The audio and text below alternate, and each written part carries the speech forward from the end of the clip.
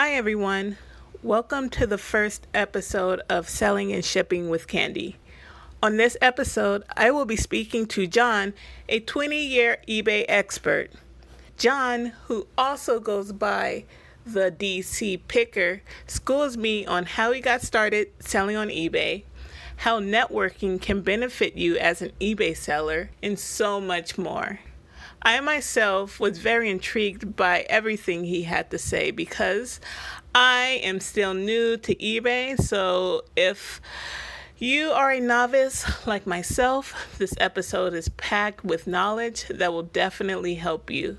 But before I get started, I do want to apologize for the audio.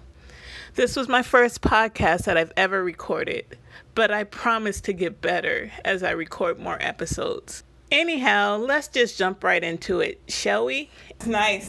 So have you made any major eBay sales lately? You know what? The summer slowdown hit me pretty good over the last couple of weeks. I went 4 days without a sale, and then I was getting little knick-knacky ones, $40 sales, $25 sales. And then today I had the boy out fishing, which is me just chasing a 4-year-old around while there's a fishing pole in the water. And I did have one go for $350 today. Nice. And I was real happy about that one. Nice. $350 is a real good one for me. I'm happy about that. Sounds nice. Tell me more about this summer slowdown. I've heard about this summer slowdown before I got started, and so can you tell me a little bit more about that and what it is and how it affects eBay sellers? Sure. And it's been in my experience and other resellers' experience so much so that it has the nickname the summer slowdown. Mm-hmm. People are just not shopping. They're at the beach. They're doing life. It's summertime. And you could look at your sales and your impressions and it just tails off. And everyone who might be new to this goes, oh my goodness, my inventory is junk or my prices are too high. And the reality is it's just people are doing other stuff. There's nothing nefarious to it. It's okay. It happens. It happens every year. And what the more nefarious part about it is that it then leads into the fourth quarter, which is kind of a ridiculous time with selling. So folks get lulled into, oh man, I'm failing, I'm not doing so good, this is not working out for me, and then boom, they get hit real hard where everyone's buying stuff, and it kind of takes folks off guard a little bit. I mean, everybody knows Christmas time is going to be busy, but how quickly it does ramp up, in my experience, start seeing increases in sales in October. So we have 6 weeks to go before it really, really cranks up. And but the summer slowdown in and of itself, I think eBay resellers and e-commerce folks in general shouldn't really look too hard into it. I mean, always be vigilant about your store and taking a look at your objects, but it's not you, it's them. Mm-hmm. Okay.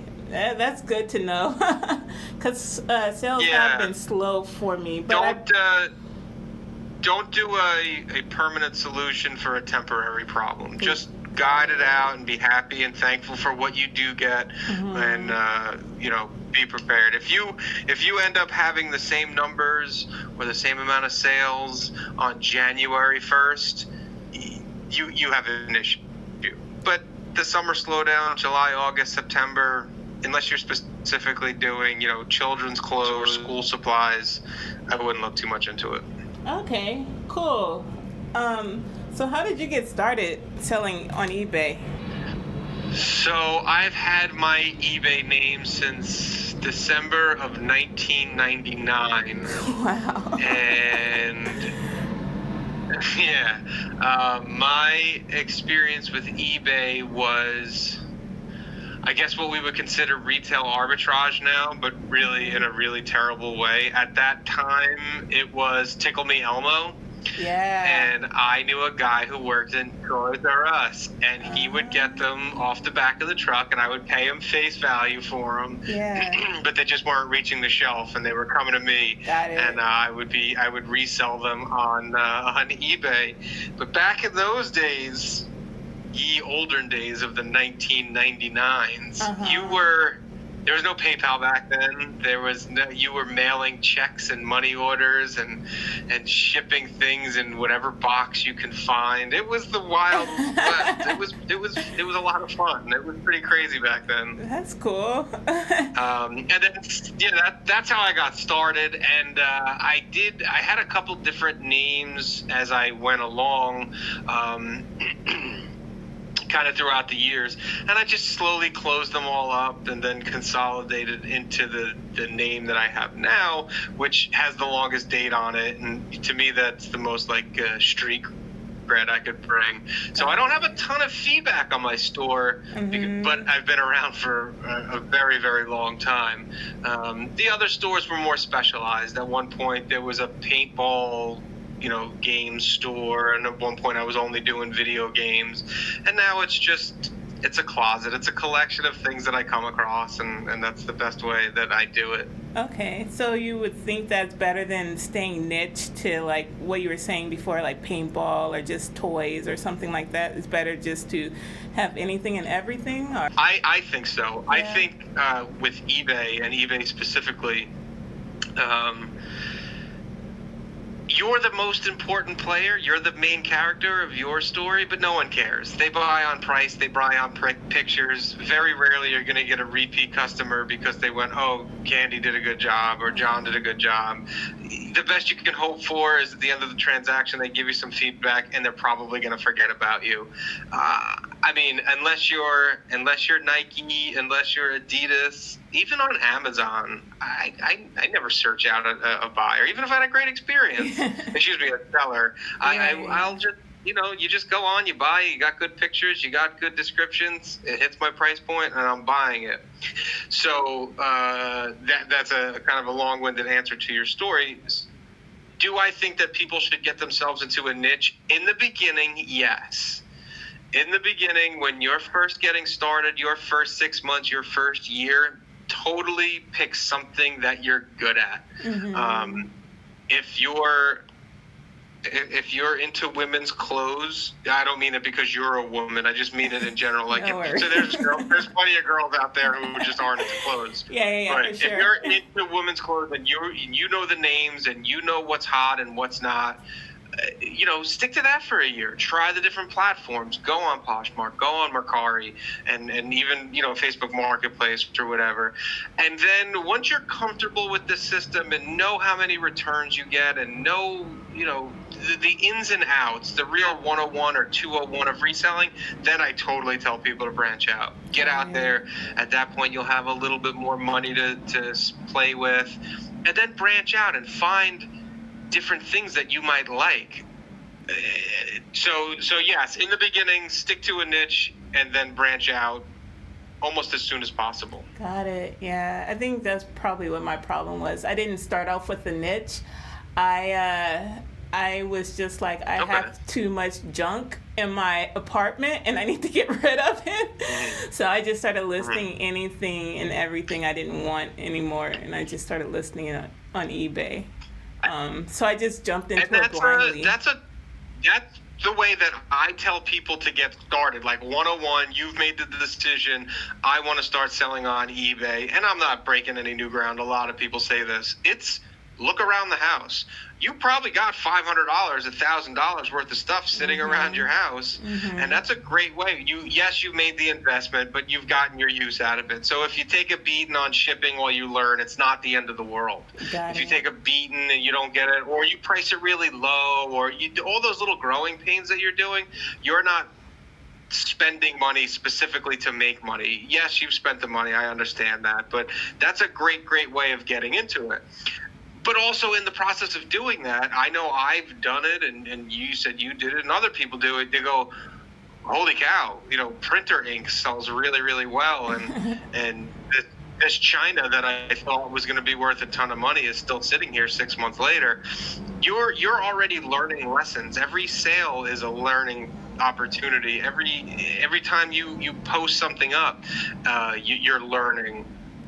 Because you're researching your comms and you're learning and you're saying, okay, well, holy cow, I'm the only person that has this I don't know, World War II medal that my grandma gave me or whatever. And you're like, a lot of folks, I see a lot of people in reselling groups that are like, oh, there's nothing out there on this. I don't know what to do. You cornered the market. You won. You have the one.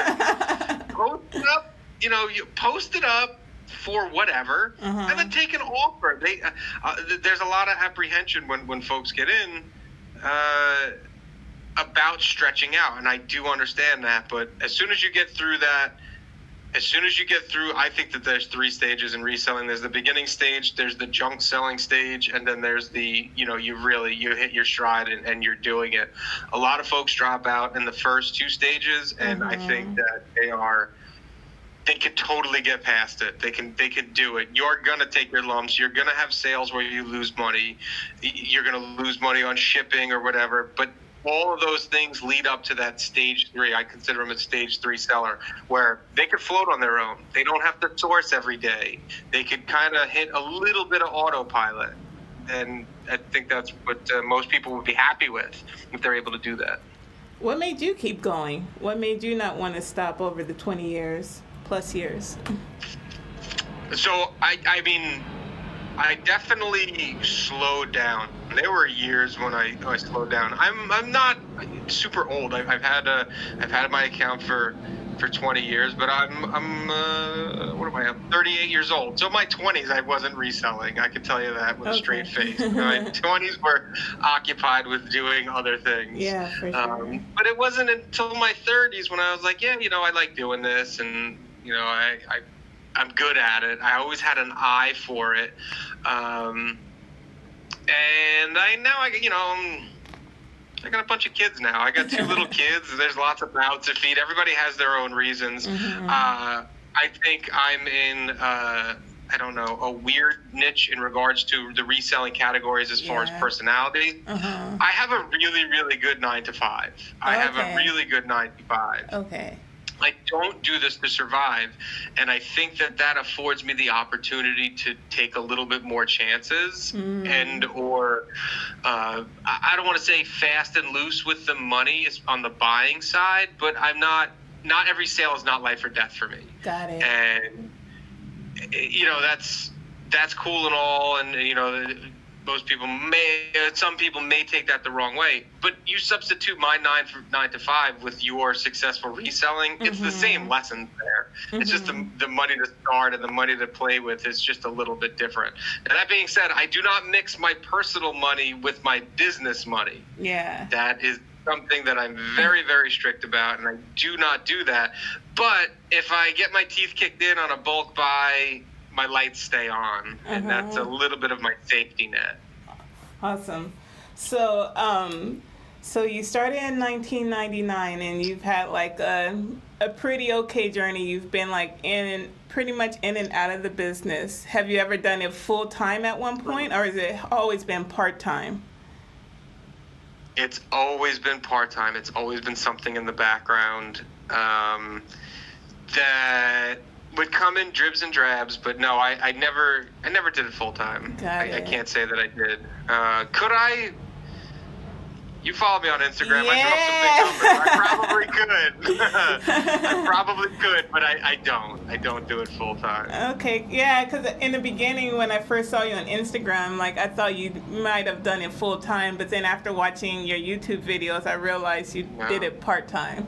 I was like, oh. Yeah, I'm a part timer, but my last video was I was pretty emphatic about the fact that part time is just. I don't know. I was trying to say something in that video where it's part-time, but that's just because it's not the first line on my tax form. I spend way more time doing my reselling than I do at my 9 to 5. Yeah. I remember the last Saturday video. night, and I'm in the game right now with you. I spend way more time doing this and a lot more effort and a lot more sweat. And that my last video was really indicative of a bulk buy. I went to go get it. Some people have bulk buys delivered to the house.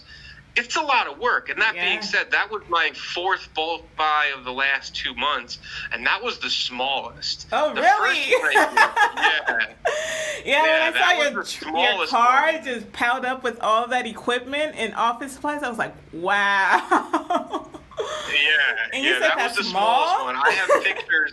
Not everything goes out to the old IG, but I have pictures of the kids. Like, there is a pile taller than the kids in this back bedroom that I work out of. And I mean, that one really did take me a week of me and Mama sorting through it. And I was like, man, do I really want to do this? And then I flipped it for, I don't know, 4 or 5 times what I paid for it in like less than a week once I had it all posted. And I was like, all right, I'm on something. Here we go, bulk buying. Here we go. This is all right for me. But I think it goes back to what I was talking about in the beginning about being in a niche, or when you first get started and getting out of your junk phase. Uh-huh.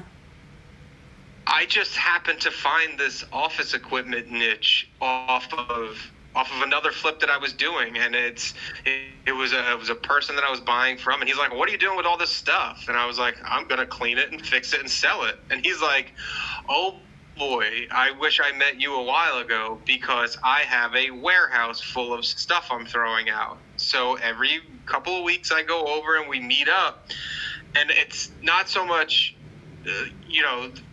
what I'm getting at by telling that is a lot of this, if you want to be successful, comes from networking. It's building networks. It's quote unquote having a guy. You can only pull so much out of the Goodwill. When you're at the Goodwill or you're at the Salvation Army, that stuff that's on the shelf has already been stepped on 2 or 3 times. There's people have been picking through that, and you're getting. Now, there's good stuff to be had. Don't get me wrong. I spent a lot of time in the Goodwill, but it's not as good as having a guy. Oh, my sister's boyfriend works at Target. Well, go talk to him. He knows when they throw the good shit away. Yeah. He knows what they're doing with it. He'll tell you when the things are going on clearance if you want to get into RA. It's to me, I wouldn't be able to be as successful as I was without networking. Now, that being said, I don't show my face on Instagram. I don't show my face on YouTube. I don't show my face anywhere. It's not something where I have to have 1 million Instagram followers to succeed, or I have to plaster myself. This is a hands dirty business. Yeah. This is you're meeting people at a garage sale and asking them, do you have any blank? Do you have this? The guy might go, not here, but at my office I have so-and-so. I think that in order for you to really, really succeed, you or anybody, whoever's listening, you have to really network. And once you're able to source properly, the sales is the easy part. You're putting it up there, and it'll go eventually. Yeah, I think the hardest part for me is now trying to sell things that I don't have anymore. So like what you were saying, like going to the Goodwill and looking for things to sell, I think the best bet for me now would be to have that connection and try to, have that bulk of items that I can sell whenever a shipment comes through. So that's a really good idea and really good advice. So thank you for that. Sure. And, I'm not really letting out any crazy secrets, but there comes a point in reselling when you're doing it and you just go, I'm fucking tired. I don't want to go out. I don't want to go out to the Goodwill. My feet hurt. I worked overtime. I don't want to do this. And then you go, well, how am I going to solve this problem? And you want to know how I know this? Because I went through it. And I can't tell you, I must get 10 DMs a week on Instagram. Like, where do you do bulk buys from? I'm like, bro, you want me to go catch the fish too for you? Like, I'm not telling you my source. Yeah, for sure. There are avenues, and everyone goes through this. Everyone goes through I'm tired of going to the Goodwill. I'm tired of going to the Salvation Army or Savers or whatever, but I really want to keep doing this. How do I do it? So what I always tell people is there is a there's a Facebook group, and let me start by saying this is not an endorsement of the group. It's just a piece of information. Okay. There's a Facebook group that's open to the public. It's called Product Sourcing 101. Mm-hmm. And they will approve your request, and you might have to answer a couple little questions, stupid, but they'll let you in.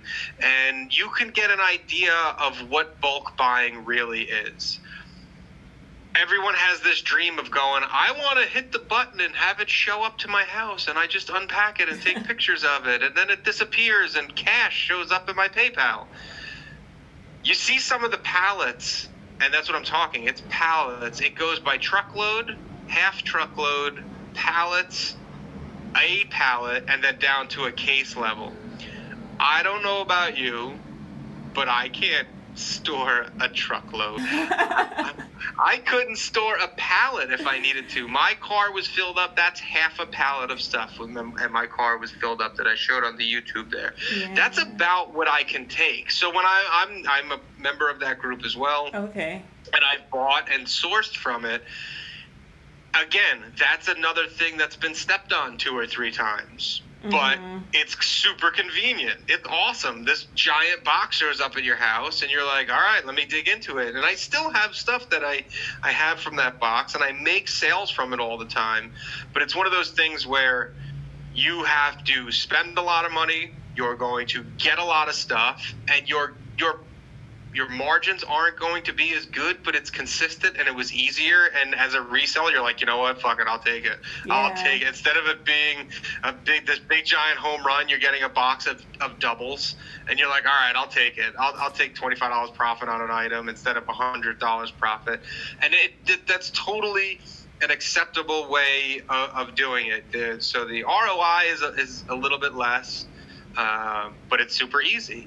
And that's what I'm telling folks to do now, because it's the lowest bar of entry. There are plenty of bulk opportunities like bulk BULK, or excuse me, BULQ, where you could see the stuff. It's manifested to, I think bulk is like 98%. They'll promise you, yeah, you're getting a pallet of this shit, and here it is. This is what it is, and you can take it to eBay. You can take it to eBay or Amazon. They'll give you the ASIN number, so you can check it on Amazon. They'll give you the UPC, and you could do a spreadsheet. You'll get an Excel spreadsheet, and you could break it down, and you could say, all right, I'm going to spend $800 on this box, and this, whatever it is, if it's a Gaylord or half a Gaylord, and then there's no real mystery there. You're going to go, okay, well, I have 14 pop sockets for cell phones. I make $3 a piece on those, but they're small, they're easy to ship, and I make $3 and everybody's happy.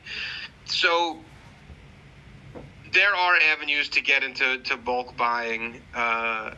They're out there. And again, I'm going to close with saying the Product Sourcing 101 Facebook group is a good group, but I do not endorse it. I don't want anyone to go, oh yeah, I went on. John told me to go on here, and I got a box of crap. That's not on me. It's an avenue for folks to get into bulk buying. Yep, it's just a resource. Take it or use it how you want to, pretty much. Right, exactly. But it's out there. Exactly.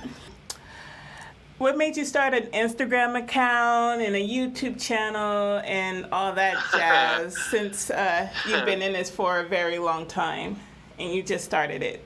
So, just wondering. Jealousy. Jealousy? What? That threw me for a loop. Jealousy. What were you jealous of?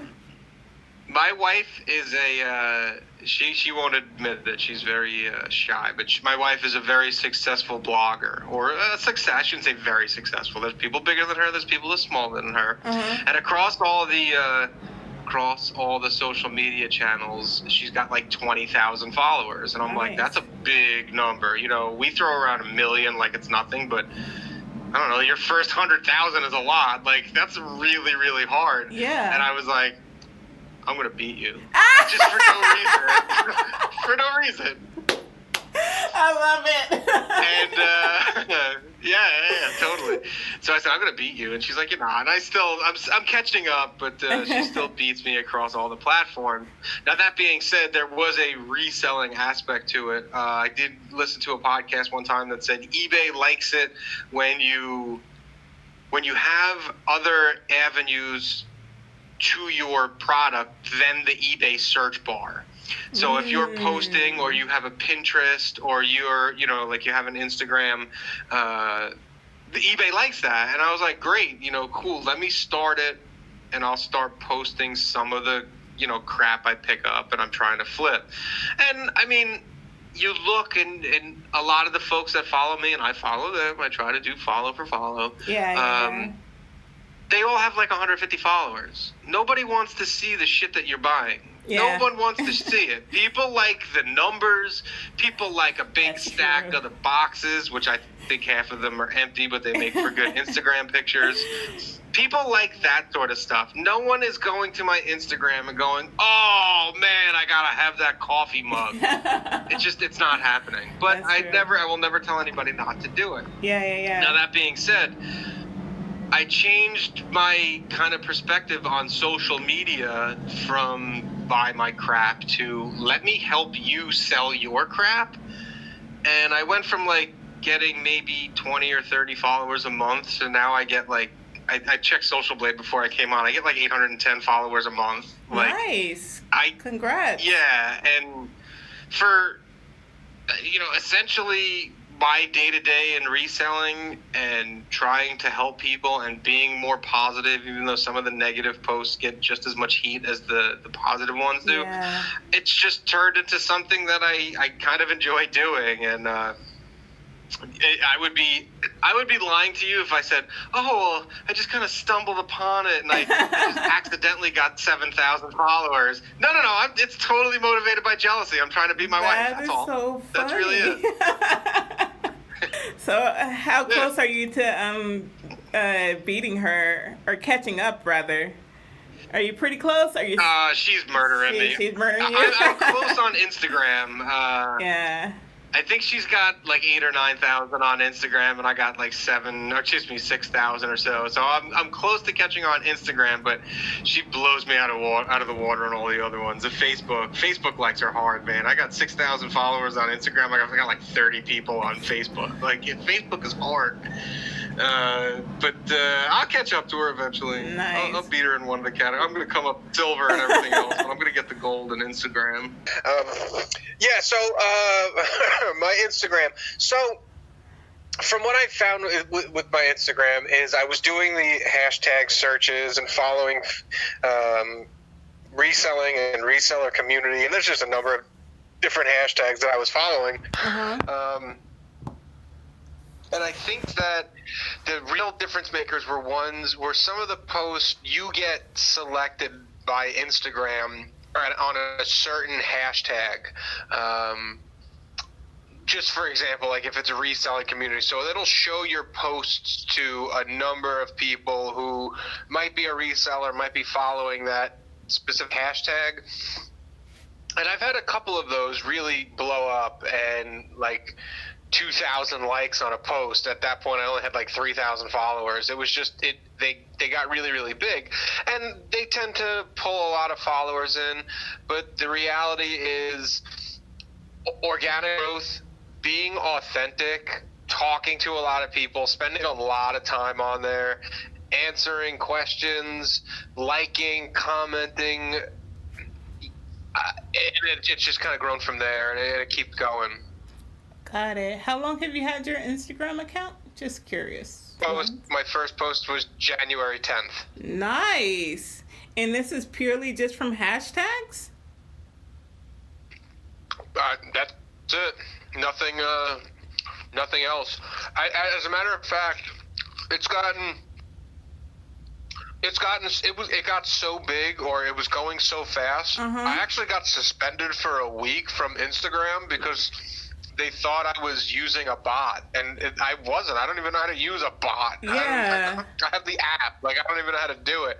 But it's just been from following and commenting and engaging with people. I think that There's a lot of downtime. You're riding the bus. I mean, it's crass, but everyone uses their phone on the toilet. Let's face it. For And sure. if you're really serious, if you're serious about reselling, those little downtimes, you should be sharing your Poshmark closet. You should be sharing other people's Poshmark closets. You should be liking and talking on Instagram. And I slowed down in the last couple weeks, but putting a couple of different posts up a day, it gets you out there. And being kind of cognizant of what Instagram looking for, they're really into video and stories now. So I was doing Instagram lives and doing stories a little bit more frequently than I am doing now. But engagement is like, I can't stress that enough. Like it. If you go and you get a follower, go and like it. Go and make a comment, and then their stuff starts coming up to the top of your feed. When you click on your Instagram, you're gonna be like, oh, this is a person that I speak to. You're actually going to see it. And then, I mean, there's people that I follow and they follow me, and I'm sure we never see each other's posts because there's no engagement there, and that's just not how the Instagram algorithm is going to work. Now, that being said, there are tons of people with way, way more Instagram followers than I do, but it's hard. It's hard at 1,000. It's hard at 2,000 to engage with everybody, but it only takes two taps to like a post, and it keeps your engagement up, and people know that you're a person.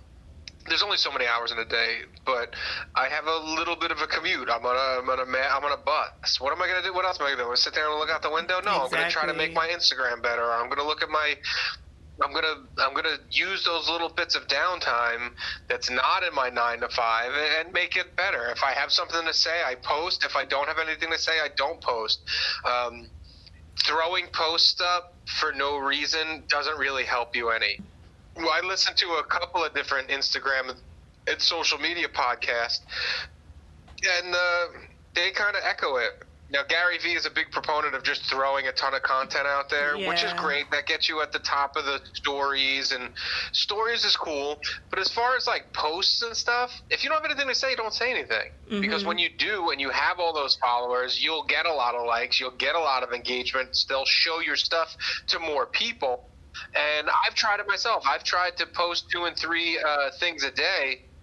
That first one will get hundreds of likes, and by the time I post the third one, I might get 30 likes. Mm-hmm. That means it showed it to a half a percent of the people that are following me have either seen it or liked it. And I go, well, that was a kind of a throwaway post. There was, nobody saw it. It's just there, and nobody saw it. So there's a big push as far as Instagram goes to do a lot of engagement, a lot more of their videos or their stories. The IGTV is big. They'll give you a lot of, secret internet points for using that. And stories is big.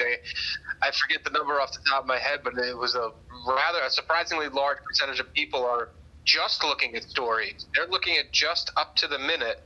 And when you are posting a lot of stories, you're higher in that list and you're going to get seen. Got it. Okay. Didn't know that. I am interested in seeing the effect when Instagram will stop showing the number of followers and likes people have. I'm waiting for that day. I'm just curious to see how society is going to react to that and what's going to eventually happen. I'll give you my opinion when that day comes. When you talk me down off the ledge. I'm really not looking forward to that day. Yeah, that's because you're competing with your wife. Yeah, that's the whole point of this thing. Yeah. That's so funny. So I heard you mention Poshmark. So you have a Poshmark account as well? I do. It's not the DC picker. It's John's closet. It's not has really nothing to do with the DC picker.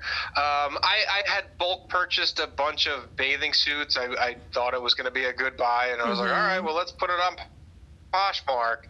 And for me, and it's not for everybody, but for me, Again, time is money. Time is precious. I only have a limited amount of time, and Poshmark, I think you need to put a lot of time and a lot of effort into for there to be sales. And, yeah, so I kind of let that one die. Like, I got a notification the other day. It was like, you haven't shared your closet in 30 days, and I was like, damn, I thought it was 60. I never realized. Like, I forgot about it. Yep. So these items, they're bathing suits. They're new with tags, and I got them in bulk, and they're probably last year's model or whatever. But at one point, they were outselling eBay to Poshmark like 4-1, and I said I should just focus. I have to focus. To me, eBay's the king. I got to focus on what works, and I really don't have a ton of time. Every once in a while, I'll get on there, I'll share the closet, and they'll send me a weekly email like, go ahead, your post got 3 likes or whatever, but it's just not my niche. Now, if I was a clothing reseller, I'd be all about it. I would be living on Poshmark. Poshmark has less rules. There's less rules and less calculations involved because Poshmark takes 20% off the top if your item is over $15, and if it's under $15 they only take $2.50, and it never wavers, and so it's always the same no matter what, and they pay for the shipping. You don't even have to think about that. You just print the shipping. Well, you've sold on Poshmark. Yeah. I mean, it's a cool platform. I just don't have the time that it needs to really be successful for me. But if you're and like I said, it was only one bulk purchase. It was like less than 100 items. I'm now cross posting, and I had already taken the pictures from eBay, and then trying to get it over. It was just a lot of time, and for me, I mean, these things, they're probably still up there. I haven't shared them there, but they're probably still up there. Nice. It's a good platform. There's nothing wrong with it. It just doesn't work for me. That's all. So would you consider eBay more of a passive type of selling platform and Poshmark more active? Or would you say they're both active, but Poshmark is just more active? Yeah, the latter there. At least for me, I don't... I screw with my eBay every day. Whether I'm listing or not, I jerk around with something on my eBay every day. At least an hour I spend on there, whether it's doing comps, checking comps to make sure my prices are competitive, whether it's ending and selling similar items, which I'm a big proponent of, where you end an item, you make a little tiny change on it, and then you sell similar so you get a new item number. Or, really just making sure that my pictures are good. eBay will tell you have underperforming listings. It's in your seller center. And you can go and you can double check. And, all right, well, maybe I am $5 more than everybody else. Is that $5 really worth trying to wait it out and get? Knock the thing down $5 and get it out the door. And so and also the other thing I do is I'll check offers. I have, almost 99... I could just go 100%. 100% of my items are buy it now with best offer. But I don't have thresholds set on every single one, so my phone's not constantly going off. But I'll go and check. If I have the threshold on something, let's just say it's $40, and somebody offers me 38, they're going to get the auto decline from eBay, and I'm not going to get a notification. But the next day, I'm going to reach out and go, you missed it by $2. You want to come back at $2? And they'll go, how about 39? And I'll go, that's fine. Let's do it. I'm not going to lose sleep over that dollar. It's worth that $39 is way worth more than the $0 of just trying to wait out for the person to give me that $40.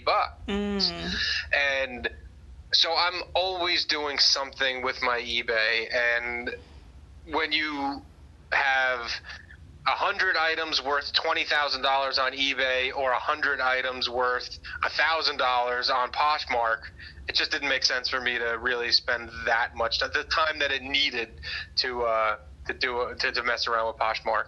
Got it. Have you ever tried any other selling platforms, online selling platforms? Well, yeah. Even though I goof on it, and I goof on it with a little bit of regularity, I love Facebook Marketplace. Oh, really? I absolutely love it. Why is love that? it. I've done Mercari. I've done Letgo, and they're fine. They are what they are. But there's just, at least in my area, my Facebook Marketplace is very, very active, and you deal with a lot of headaches, and there's a lot of comedy that goes along. And if you're prepared for that going into it, it's to me, I love it. I love it. Things that aren't necessarily going to go out on eBay. I don't want to ship it. It's too big. Whatever. They generally go on Facebook Marketplace. I'll put it up there, and I'll have a number in my head, and you put 100, and everyone's going to offer you 40, and the first person that offers me 80, they're taking it. Got it. So you say you tried Mercari. What and Let Go? What didn't you like about those two, Mercari and Let Go, or was it OfferUp? Specifically, it was all three. I have all three. Okay. And what was bothering me with those was the bots. You'd get 50 million robot messages. Is this available? Is this available? Is this available? Yes, it's available. And I'd respond to everyone. And they never had any feedback or whatever it was. And I was like, this is just a complete and utter waste of time. Yeah. And then I forget which one. It might have been Let Go. That's the one with the red button. I'm seeing Let Go in my head. Yeah. And they sent me a message about how I did something wrong, and I was like, you know what? I think you guys should do a better job of cleaning up. Yeah, I don't remember exactly, but I remember the email I wrote back that was like, this would be a decent platform if you did something about the bots, and they never responded back. And I was just like, you know what? I'm not dealing with this anymore. I'm going back to what I know and what works. And eBay for me has been there forever, and I love it. I felt like I was cheating. I was cheating on my main girl. Yeah, I like Let Go for free stuff. So I do search the free section of Let Go, and it's helped me out quite a bit. But I've never sold anything on Let Go or OfferUp. Something I was thinking about that I had glossed over on your question in regards to I went off on a tangent about bulk buying. The step before bulk buying is something that works extremely well for me, and that's putting ads out on the platforms that will let you. Facebook Marketplace specifically won't let you do it, but OfferUp and Craigslist, and putting offers out there to the world that says, I buy Nintendo games, specifically NES Nintendo games. I pay cash, I'll come to you.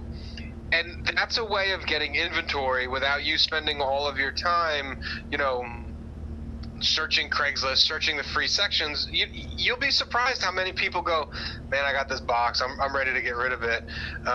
For my specific area, I was doing, it's a very, very simple ad. It just said, I buy ink, I pay cash. And I would get picture after picture after picture of people like, I got this, I got this, I got this. And because they're coming to you, you're in the captain's seat. You can go, no, I'm not interested in that, or yeah, I'll give you $10 for that. And you're able to, in the time it takes you to respond, you can research, you can do your comp search, you can know how much you can offer, or set a number in your head because you're going to have to negotiate. And for me, that's a tremendous way of not having to go out to the Goodwill or go out to the Salvation Army, because people are literally coming to you. And that's a good way, before you get to bulk buying, that people can branch out. That's cool. I never thought about that, putting an ad out like that too. Put an ad out there. If you're I said Nintendo, but it could be anything. You could really even not put it in a category. You could say, I'll offer you cash. Let me come take a look at your estate sale. Let me come take a look at your garage sale before and after you have it. I pay cash. People want to get rid of their stuff. People don't want to deal with any is this available messages or whatever goes on in Craigslist. Strangers. You go, listen, and they're going to get in touch with you, and you're going to say, I'm going to buy your stuff, I'm going to show up when I say I am, and I'm going to have cash. We could talk about individual items, or we can talk about buying your whole garage out, whatever it is. You're comfortable doing, because again, you're in the captain's seat. You can go, you know what, I did an extra $300 this month at eBay. Let me try this out. Let me put that money up aside. Let me put an ad out there that says, let me buy your vintage Barbie before you sell them at the garage sale. And you'll be surprised what kind of messages you get. Oh, I don't have I don't have Barbies, but I got G.I. Joe. And you're like, I'm in. I'm in. Yep. I'm in.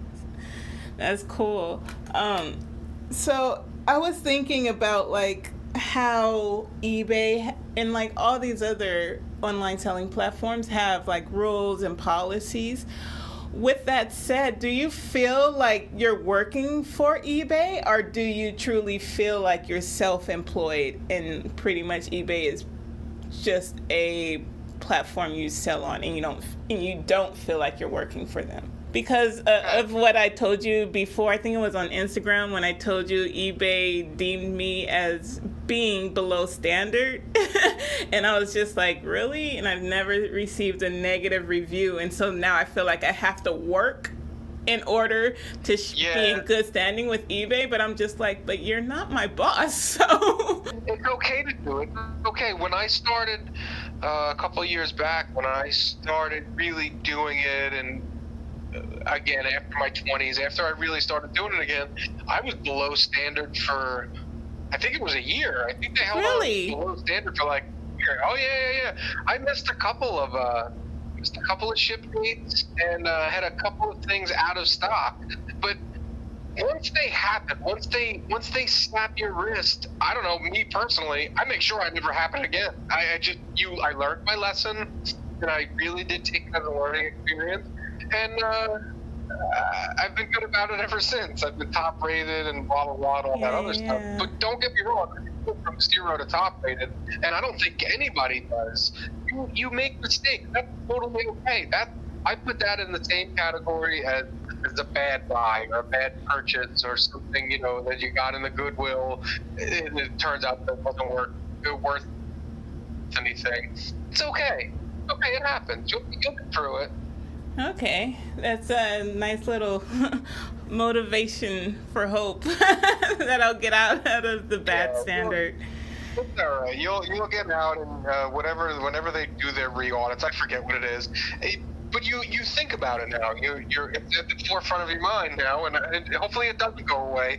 But it's not in the forefront. You'll still remember the lesson, but it's in the back of your mind. Yeah, it was just because I was canceling orders, because like I told you, I just jumped into it. I didn't like really study it before selling anything, and so I was just putting stuff up, and then they would pay, and I would get to the post office, and I didn't weigh the item, and it was more than what I wanted to spend on shipping, and it wasn't covered, and so then I would cancel, and that's what happened. Yeah, they don't like that. Yeah, they don't like that. There's certain big items. There's big things that eBay is going to ding you for, and seller canceled is a big one. Missing your ship date is a big one, and being out of stock of something is really a big one. Yeah. And they'll crack you. They'll crack you good, and I try to avoid that. Yeah, I'm noticing that. Oh my gosh, it's a lot I have to learn, because I do want to make this a full-time career eventually. I'm hoping by the end of this year, but we'll see. I mean, it's an attainable goal. It's something that people do every day, and it's there. I think a lot of it is geographically dependent. If you're in a city or near a city or in the suburbs, you can do it. Everybody's situation is different. If I need $10,000 a month because I have a Mercedes in the driveway and I live in a 500,000 square foot house, whatever, is reselling going to be your game? Sure, it could be. You better be prepared to spend. I think that's the thing that a lot of folks who are wanting to go into it full time, you have to think about the money that you're going to spend. And they go, I want to make $100,000 a year. Okay, are you prepared to spend $50,000 a year to get that? And they say, well, what do you mean? And I say, well, I mean, a lot of times we hit home runs and we get a $5 item and it sells for $100. But if you're doing this on a full-time basis, not everything's going to go that way. A lot of it is buy for $5 and sell for 15, and after fees you made $5, and that's it. But you grind it out. And they're like, well, I guess I never thought of it that way. Everyone always thinks about the finish line, but you really have to be prepared. You know, I have a number in my head. Let's just call it $100,000 a year. You're going to have to spend $30,000, $40,000 a year to get to that number, to get to that profit number. That's very true. And with that said, I liked what you had in your video about the business preferred chase card. I think that really helps with people with reselling, like, well, if you're responsible with credit cards, so you can get those points. You know, use your credit card to make purchases for reselling purposes only, or use, like you said, the business preferred chase card to for your USPS stamps and that sort of thing, and shipping. Sure. So I think that's really good advice. I think it's a good advice for someone who's a little bit established. What you don't, I think I don't remember if I said it in the video or not, and I don't source with it. I don't buy I wouldn't go on bulk.com and buy a $1,000 box on the credit card unless I had $1,000 in the bank, and then I'm playing with the point. Yeah, that's true. Yeah, okay, you're using the system. The thing that I did want to preface and say in that video is, you know, you don't use it to start. That's not the point. It's not to go out and try to buy $5,000, max out the card at a Goodwill, and then hope that you're going to flip that. Yeah, that's true. In the course of our reselling, there is things that you have to buy, like the postage. You know, I spend $500 a month on pirate ship and shipping stuff out. Now, mind you, that's, you know, part of the business. That's the cost of doing business, but that's 1,500 points. That's $150. Like, I'm taking that money. Yeah. That's free money. I'm taking that. So it was just a tip or a trick. It was by no means, you know, something that someone should pick up in the beginning, but it's something that works out for me. And I know last year and this year's vacation will be paid for with points. Nice. Congrats. Yeah. Thank you. Yeah, that's it's a system that's there. If you're good with it, if you're diligent with it, you know, 1 or 2 interest payments and you just gave all those points back. But if you're diligent about it, it's a terrific thing for a retailer. We have to spend money to make money. Every business does, but it's especially salient with us that we have to spend money to make money. So if you're going to do it, you might as well earn some points doing it. I totally agree, 100%. Do you have any other tips for not only just saving money, but in the long run, gaining more money by using different things, like you mentioned, the credit card, or do you have any other not like tips for that? Sure, and it's very sexy, and it's very, everybody wants to hit that home run, but the reality is this is a game of singles and doubles. And if you're able to save $1 here or make an extra $1 here, that adds up in the end. And my next video I'm going to do, I have it in the can and I just have to post it, is about shipping. And I think that shipping is such a wild card. It's such a blank space area for new resellers that, first of all, I don't think there's enough content out there in regards to shipping. There could be an encyclopedia full of it and people are still going to find a hole and go, oh, well, what about this? But I digress. I think that being smart and learning the shipping system is one of the easiest ways to make money. Now, that being said, if you do calculated shipping, the buyer on eBay is going to pay the commercial rate. Let's just use a round number. It's $13. Their item, you measured your item, you weighed it, you know exactly how much it's going to cost to ship. eBay is charging the customer $13. You get it. They buy the item. They pay the $13 shipping. Now, eBay's shipping discount is legit. They're probably only going to charge you like $9. That's $4 in your pocket. Yeah, they're gonna charge you a fee on top of it. So let's just call it $3. You do that 100 times a month on your sales, and that's $300. You didn't do anything. You didn't do anything differently. But what you did was you were accurate with your measurement, you knew what the item was going to be in regards to shipping. You knew its dimensions. You knew what it was going to be. And that's an extra way of making money. Now, if you want to go one step further and you go into a third-party shipping platform like Pirate Ship, where they do what's called dimensional shipping, that initial $13 that your customer paid, you might get down to like $7 if you have the right box, or maybe, it's item specific. That's just another avenue. So just in the act of hitting that the eBay button, buy postage, and having it come out of your PayPal account, while it's super convenient, you might be leaving some money on the table there. Yeah, I remember you were talking about that in your video when you were comparing regional boxes versus priority boxes. How the buyer, that's a big one. Yeah, I love regional boxes. Yeah. So it doesn't change your platform. It doesn't change your shipping speed at all. So if it's an over 1 pound item, it's going to go out priority. Regional rate. If it's under 15 pounds, you can get it into a regional rate box A, and it's going to be a couple bucks cheaper. And I mean, I do between 85 and 100 sales a month.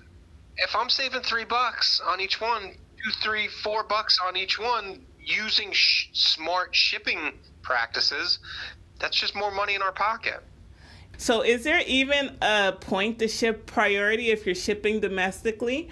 Or should you just always do regional A if your item is under 15 pounds? Like, what's the point of doing priority if you can save money regional? The further the box goes from your starting location, I think the greater the savings when you're using a regional rate box. Regional rate boxes are also one size, that you can't Frankenstein them into a different box, so your item would have to fit into the regional rate A boxes. Now there is two different styles. There's a top loader and a side loader, but you can't mess with it. If it fits in there, you could ship it, but you can't make it bigger or make it small. I guess you can make it smaller, but I don't know why you would. You're paying that rate anyway. So yeah, the country is broken up in regions. Yeah. Or excuse me, it's in zones. Yeah. And then the regions are a couple of zones together. So you're getting that regional rate if your item fits in that box. But if you're going in the same zone, like say you're going north, there's really, as opposed to east or west, there's really no point in it. But it's always worth it to take that extra second and use the comparison tool and see what the better option is. Sometimes it's a regional rate and sometimes it's not. Got it. What if the buyer pays for priority shipping, but you can send it cheaper through regional? Would that affect your feedback or your standing with eBay if you switch it up that way? Or do you have to let the buyer know in advance, like, hey, I'm going to ship regional? No. It's still priority. So this is going to be... by default an item that's over 1 pound, but you could also send something that's lighter than a pound if it's expensive and you want to put it in a priority and make sure it gets there in 2 days. You could send a priority, but most of the time we're going to talk about an item that's over 1 pound. You can always go up with your shipping. If the item is first class and you want to ship it priority, you could totally do that. You can never go down. You can never say, well, I had it listed at priority, but I ended up shipping first class because I wasn't sure, and then I finally got to package it up and it was still under a pound. You can't do that. That's a good way of getting jammed up on eBay. It'll still get to the customer, but you don't really want to do that. But as far as the regional rate boxes specifically, they fall into the same category as like the flat rate boxes. They're still a priority service. You're you're handcuffed by the size of the box. So if you just think about it as another flat rate box, even though it's not a flat rate, you can call it like a flat size box. That's how you think about it. So that's cool. You can't get them at the post office, but you can totally order them. For sure. Like I said, they come in 2 different sizes. They have a top loader and a side loader. And I mean, I shipped something to I'm obviously in DC. I shipped something to Colorado or Montana this morning. Went right in a regional rate box. It was $3 cheaper. That's so interesting. What was your worst experience on eBay? What has been your worst experience on eBay thus far, and how did you handle it? I think other resellers, more experienced or bigger people, they always say like returns or shouldn't be personal. It's part of the business. I take every return personally. Every one. I'm like, God damn it! What the fuck? Why didn't do nothing? I irrationally take it personally. So I had purchased a lot of. They were like this window color. It was like make your own stained glass window color stuff, and there's a big giant box of them. They smelled, but they were sealed, and I was like, oh, this is money. I got them for like 50 cents a piece, and I was selling them for like $5 a piece. But they were easy to ship, like first class out the door. And I said, this is great. Until they started going out, and they were coming back. They were dry. They were this. It was the wrong color. It was the wrong. And I'm looking at this box of 200 window colors, like, oh my God, this is the worst decision I have ever made. So then what I didn't realize, excuse me, I guess in the window color world, there's like colors that are discontinued. I guess it's like anything else, but I didn't know. I didn't know that I was sitting on these colors. So I'll never forget it. It was denim blue. And I had denim blue, and people were messaging me like, oh my God, you got denim blue. Can I buy it? Yeah, go buy it. What do I care? What do I know about denim blue? It's just one of the 200 that I have. And then 2 people ordered at the same time, and I was out of stock. And I remember getting a ding for that. And another time, somebody else bought another denim blue, and I had known I had sold out, and I called eBay, and they're like, it still says you had one in stock, and I wasn't going to take 2 dings from the same item. Yeah. So then I bought from somebody else, copied it to me, and then shipped it out to my customer. Oh, it was just a disaster. So I ended up taking the whole box, listing it for as is. It was like 150 things, 150 little color things, and I don't think I lost money. I don't think I made any money either, and I'll never forget it. I got someone to buy it, and they went out. It went in a flat rate box. I finally got it there, and the guy messaged me like, I don't know. He must have had it for an hour. He's like, these are all dry, and I was like, here, just take a refund. You never want to think of these things ever again. I know. I want this saga to be over with. Yeah. So yeah, my worst eBay experience was completely self-imposed. I had bought something that I really didn't know anything about, and I thought I was going to make all this money, and I was going to kill it. I was the new window color king of the East Coast, and now I'll never deal with it again. Yeah. So yeah, it was a bad buy. But I mean, as far as like buying, I really don't have many. Not knowing when something's coming from China and buying it and having it show up 6 months later is pretty awful. I think they're doing a better job of that. Yeah, that's happened to me before. When I've ordered out of the country and it takes like half a year to come. It's a lot of work, and you're probably almost definitely going to lose money on the item. But I would be lying to say if I didn't do that. Yeah, but in the long run, I've done it. Yeah, I mean, I'm pretty sure I'll have to do it at some point. But in the long run, you'll have still a good standing with eBay and have a good feedback from hopefully the buyer. That's correct. Yeah. And the last time I had an out of stock item, I didn't make a sale for a week. And I sell something every day. If it's 1 or 5, I make a sale a day. And this was not during the summer slowdown. This was right in the heart. This was like was like January or February. Mm-hmm. It wasn't that long ago. And I didn't make a sale for a week. And I started doing research, and I was on an old message board, and they were like, oh, yeah, they dinged you. They cracked you good. They moved your things right down the search list, and they give you a little while, and then it comes back, and then my sales came back. And I said, well, I'm never going to do this again. I'm never going to have this happen. Yeah. And when we're offline, I'll tell you how I deal with it now. So, no worries. Going back to the summer slowdown, would you compare that to being in a recession? And if not, how do you deal with selling on eBay during a recession?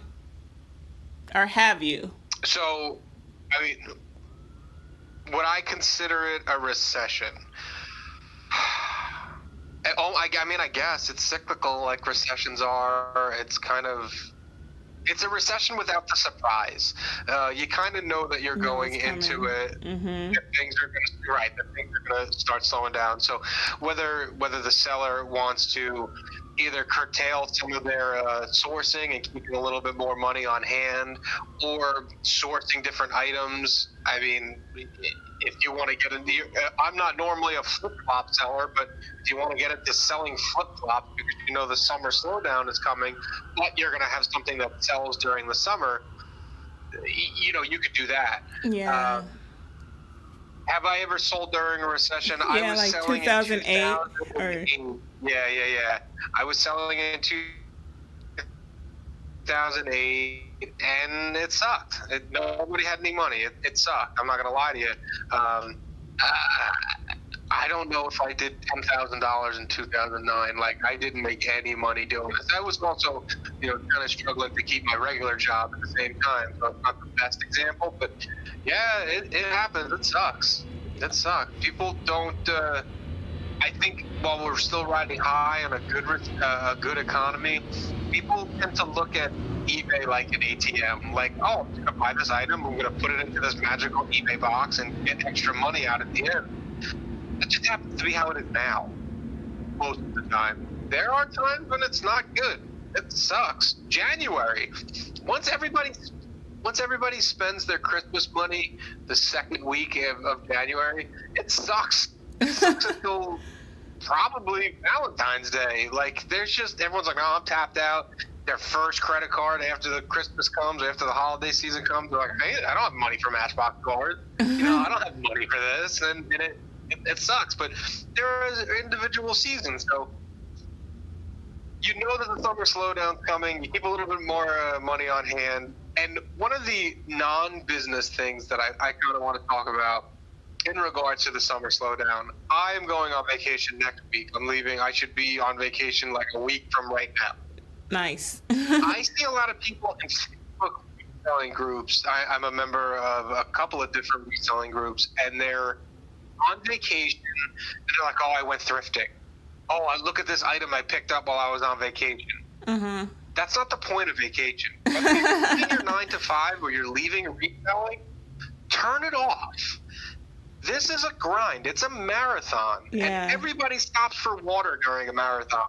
It's okay to hit your brakes and cool off and not think about it. You put the store on vacation mode. You adjust your handling time. You do all the things that you have to do to enjoy yourself.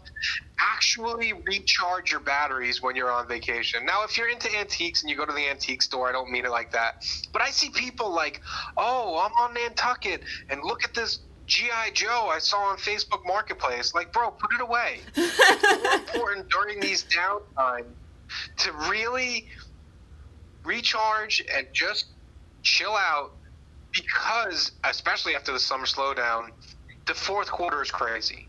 They buy everything. These folks on the other end of eBay buy everything. If you got good stuff and it's not junk, they're going to buy it.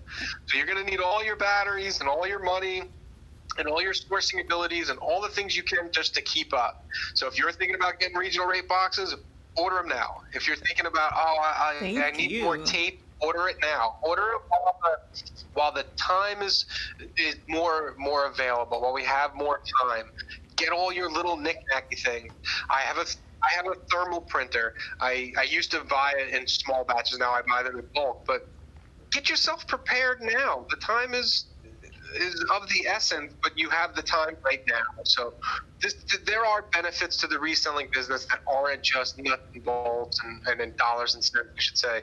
That the summer slowdown is kind of a good thing. It's a nice part of the year. Go to the beach. Go to the pool. Don't worry about it. You'll be there. They'll be there.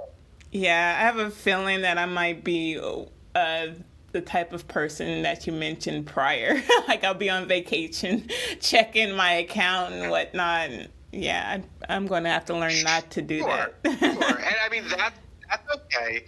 But what I mean is specifically, and I don't know why it bugs me, like you're on vacation, don't go to a Goodwill in Orlando while you have your kids at Disney. That's not the point of the vacation. The point is to recharge and I see it. I see it all the time in these reselling groups. You don't know why. In the reselling groups, I'm John. Again, I'm not the DC picker, so I'm just a regular old face in the crowd. Got it. When I'm in the reselling group. And I see some stuff, man, and there's a tendency to try to backfill or to be worried, oh my God, I got bad stuff, or I need more stuff, or I need that. It's just the summer slowdown. It's slow. It's okay. It's use the time to do something else. It's okay. Nice. For sure. Yeah. And then with the recession, I was just kind of worried about that because I know we haven't had one in a while. So like if I were to make this a full-time thing and a recession occurs and I'm like, oh shit, I'm not selling anything, right. Not getting any money. Right. So I was just... So I mean, in that regards, you'll be surprised what you can do when your back is against the wall. And, you go, well, I'm just putting examples out there like I've been doing all night. I'm a woman's clothing seller. Mm-hmm. That's what I do. I'm a majority women's clothing. And then we get in a recession.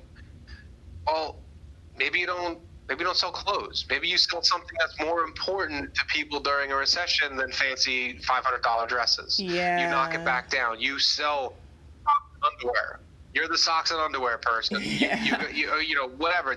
Some of the more basic things. Instead of $100 and $200 and $300 Jordans, you're selling $50 New Balances. Mm-hmm. There are ways for you to still survive doing it, but things are going to be different, and it's kind of incumbent on the person, on the seller, to keep themselves afloat. It's really, really easy to throw your hands up and go, oh, I can't do it, we're in a recession. Yeah. But the winners are the ones that stick around and go, no, I'm gonna pivot.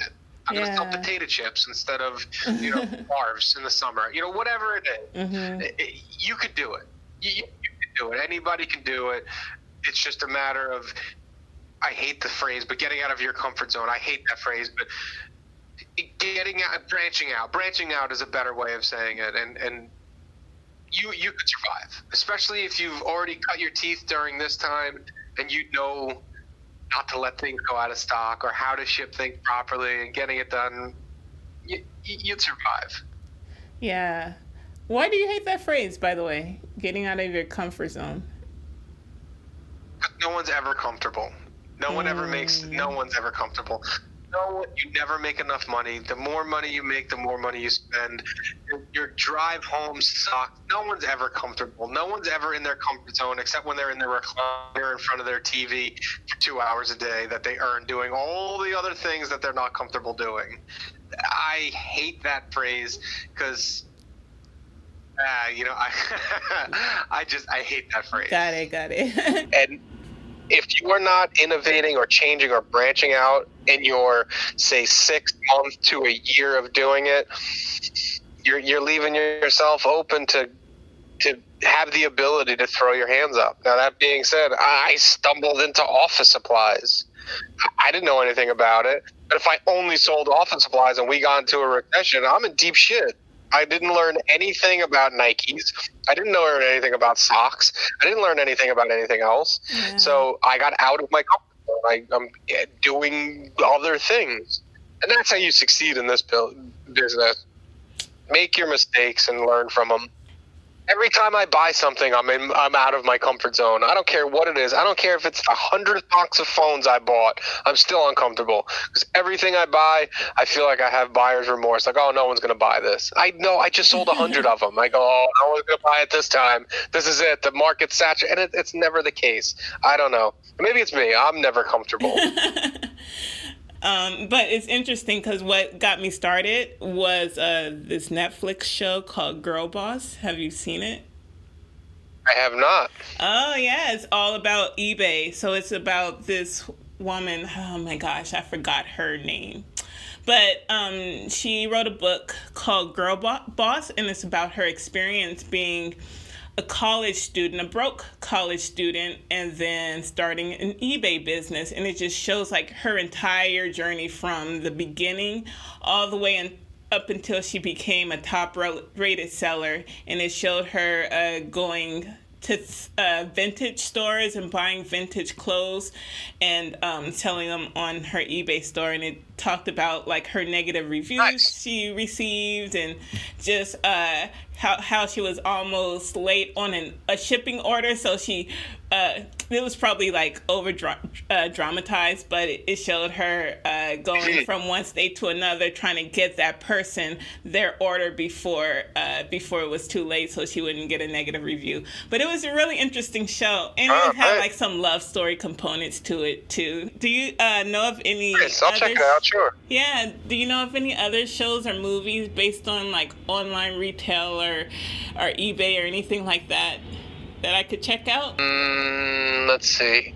Outside of the big reselling channels on YouTube, I can't say that I do. I mean, it's good to kind of watch like the American Pickers on TV, but it's not quite the same. But there's things that you can pick up there.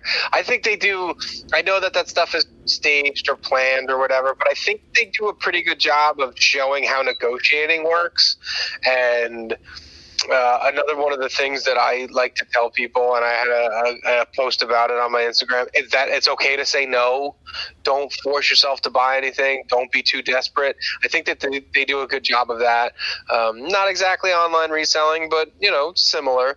But as far as media that I consume in regards to reselling is Pure Hustle podcast, and then some of the bigger YouTube videos, Rally Roots, Bonafide Hustler, Garage Flips, RVA Flips.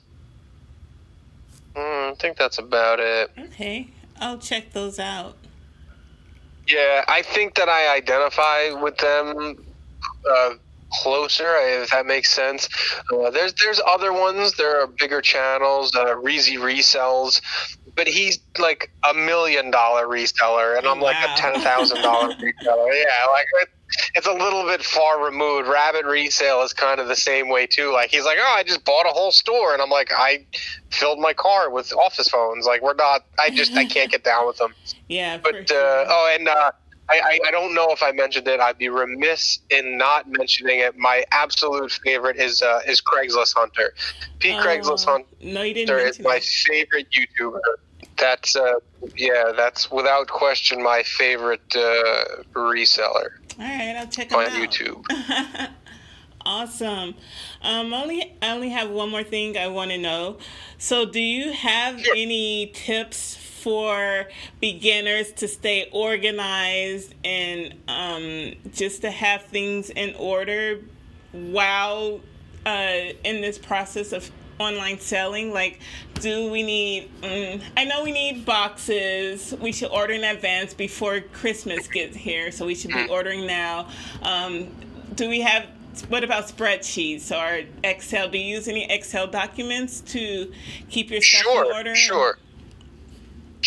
So in this business, it's really easy to become a hoarder, and you can have a death pile, and disorganization in your reselling area is an absolute disaster. So more on the reselling side, have your boxes. That means any Amazon boxes that you saved or garbage picked, which I'm totally not against doing. If you go to the recycling bin, you see a good Amazon box, save it, because you never know what you're going to be selling next week. But keep them clean, and you keep it in a nice pile. You keep all your poly bags and your reselling boxes and all your stuff in one area. Totally cool. So we got that out of the way. As far as your inventory goes, as far as your store goes, it's super duper important that you keep your stock levels proper. We just got done talking about eBay dinging you for things that are out of stock. If you're big enough, or even if you're small enough, in the bottom of your description of your item, women's dress, size large, 30-inch, I don't know, whatever, you put a little note to yourself, A1. And you have in your reselling area, that dress is in spot A1. You might have a spot on a shelf or a box or a Tupperware that you use, whatever it is. Don't be afraid to use the stuff that's there already. Put a little note in the listing. I know for some of the large lots of small things that I buy, I'll do that. It'll be right in the title. It'll be like, Cisco Office Phone B12. And people don't know what B12 is, but it saves me from having to open up the thing and look at the listing, and I go to B12 section and get the phone out. So organization with regards to your inventory is super duper important and relatively easy to do. And then as far as the bookkeeping goes, yes, I use an Excel spreadsheet, and I also use GoDaddy bookkeeping, and both of those are sufficient enough for any reseller at any level to maintain control of their finances. The Excel, I do more so inventory and how much I bought it for in case I'm ever audited. It's kind of hard to show a receipt of stuff at a garage sale. So you're like, I bought this at 123 Main for $5 on this day, and it was so and so miles away from my house. Very simple. What the item is, what it costs, blah blah blah. That's what I started doing in the beginning, and then I started getting some macros involved. Not to nerd out, they were very, very simple, where it was like just doing add and subtracting. So I would put how much I bought it for, how much did it cost, how much did it sell for, how much did the shipping cost, how much did I sell it for, did I charge for shipping, blah, blah, blah. And then it would give me a profit number. And I know that there are other resellers, specifically Kandy Rockstar Flipper will sell you an Excel spreadsheet like that. I think he charges $1 for it or something, and it'll help you out to keep track. And then GoDaddy bookkeeping is specifically for the money portion of it. I think it's $10 a month. To me, without question, the best $10 a month I spend. If you put all of your accounts in it and are honest with yourself, that is very powerful. It's very smart. It's a good way of saying it. It'll calculate, where your sales are going, how much sales tax you pulled in that you have to then send to your state. In my case, Virginia. If I sell something in Virginia, it'll tell me how much tax I have to send to Virginia in regards to sales tax. And it'll also do your income tax as well. Nice. Your income tax is quarterly, and it'll tell you need to send a check to the IRS for $2,000 on September 18th or whatever, September 1st or October 1st. It'll do all that for you. So it'll do your profits, your losses. It'll do. You have to put your mileage in, but it'll also add that in. So it makes tax time really, really sweet. But I use both of those two in regards to the business bookkeeping, the money, both an Excel spreadsheet to be on the up and up in case I'm ever audited, which is very rare, but it could happen. And then the GoDaddy bookkeeping. Make sure you put all your accounts in there, and it'll do all your cash flow and all that stuff. It's really a tremendous piece of software. Awesome. I'm going to have to look into that. A lot of folks, when they first get started, they're like, I don't know what the fuck I'm doing. I just have money coming in. I don't know. And then they immediately go to QuickBooks. They go to QuickBooks because QuickBooks has a better advertising budget. You would see it on the NFL, they sponsor. Everyone goes, oh, I got to go to Quicken. I got to go to QuickBooks. That's what small businesses use. Quicken is way too much. It's way too powerful. It's got too much horsepower. It's not really for us. Could you use it? Absolutely. Is it worth the $15 a month? No, because there's just way too much stuff there. But the GoDaddy bookkeeping is very user friendly. It's I don't want to say it's made for reselling, but it's made for simple transactions. All things considered, these are relatively simple transactions. I bought it for this, I sold it for that, cost me that much to ship it, and I used that many miles to buy it or take it to the post office. That's it. We don't really need to do much more than that. And GoDaddy Bookkeeping did a little bit better job of that than QuickBooks does. Nice. I'm going to have to check out that GoDaddy for sure after this. Totally. But yeah, those were all my questions. Do you have anything else you want to say or get across to whoever's going to listen? I think that if you take your time and do this the right way, this is a great way of making an income. I'm not going to call it passive because it needs work. Passive income is like free energy. Like it's like one of those things that people talk about and think, but I don't think that actually does. If you want to make this work, you have to put work into it. But it does work. And reselling is like, I think the joke is it's the second oldest profession in the world. Everyone knows what the first one is. The second one is reselling. If you take your time and you learn it and you make your mistakes in the beginning, you can succeed.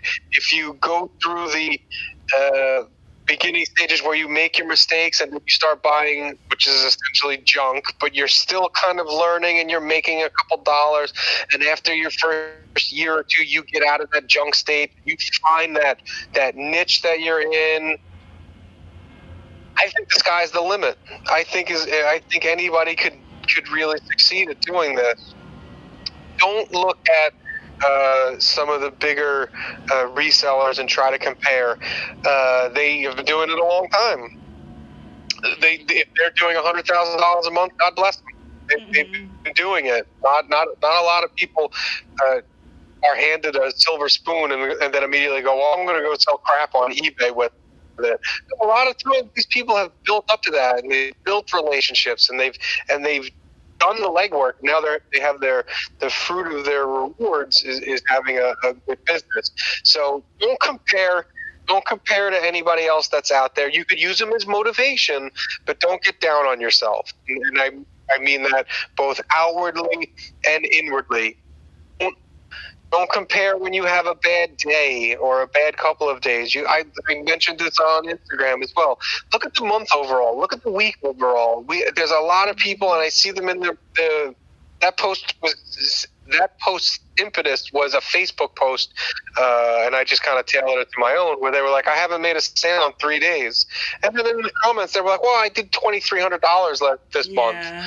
That's not a bad month. Yeah, it's not. Don't get down on yourself. Don't put yourself in that negative mindset because you didn't make a couple sales for a couple of days.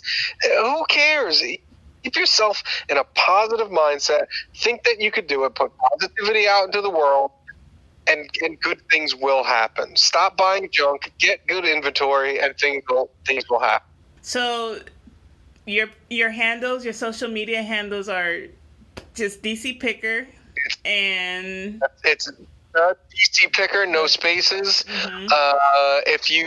That's going to be my social media. YouTube, I don't have 100 subscribers yet, so I can't do the vanity thing. But if you search the DC Picker, all one word, it'll come right up, and they can find me on there. But Instagram's my big dog, at the DC Picker. That's my favorite. That's my baby. I love my Instagram. Yeah. That's where you'll find me. Thank you, everyone, for listening to the first episode of Selling and Shipping with Kandy. I hope you gained a lot of knowledge like I did. I've already ordered my boxes from USPS for the fourth quarter, and I am working on a new Instagram account to showcase my Poshmark closet, thanks to John's tips. So if you end up using John's tips, please shoot me a note and let me know. But until then, happy selling. Bye.